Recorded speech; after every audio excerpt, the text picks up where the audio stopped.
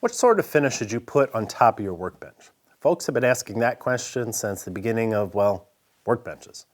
One old-timey recipe calls for a chunk of beeswax the size of a hen's egg that you dissolve to a butter-like state in about 16 ounces of pure gum turpentine, and then you mix that with an equal amount of linseed oil. You slop this sludge on top of your bench and you let it absorb for about an hour or so, and then squeegee it off into a jar to use again later. Your bench will stink like crap for a few days, but when it cures, you can buff it to a nice shine. Now, I'm not usually one to contradict old-timey wisdom. I'm sure that finish worked well for a lot of folks back then, and folks today still use it and like it. I'm just saying that I'm personally not a fan, and not for the reason you might think. I'm not worried wax will transfer to my project pieces and interfere with the finish. I wax the cast iron tops on my machines all the time. That's never been an issue. What I don't like about a wax finish on a workbench is it makes the top too slippery. How slippery is too slippery? In my mind, any amount of slip is a bad idea. A workbench is a work-holding device. Its most important job is to keep your boards from moving while you cut and chop and trim and plane. I'm not interested in any finish that makes that more difficult. And while some old-timers did use a wax finish, others did the opposite.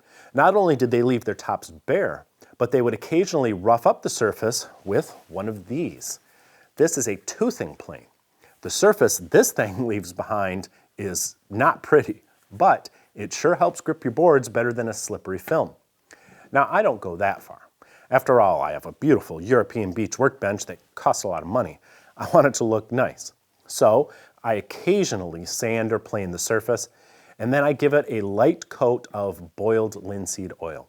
If you want a little more protection, you might use an oil varnish blend like Danish oil.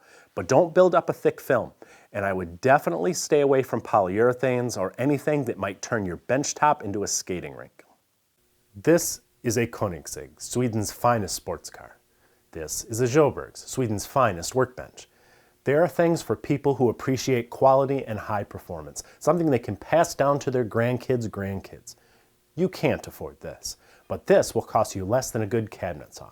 Check out what Sjöbergs has to offer at the link below this video. Wait, don't go yet. If you're new here, please subscribe and remember to ring the bell. I would really appreciate that. Give us a thumbs up, or better yet, leave us a comment. I always read them. And be sure to check out the latest issue of Stumpy Nubs Woodworking Journal. It's always packed with tips, tricks, and tutorials designed to make you a better woodworker.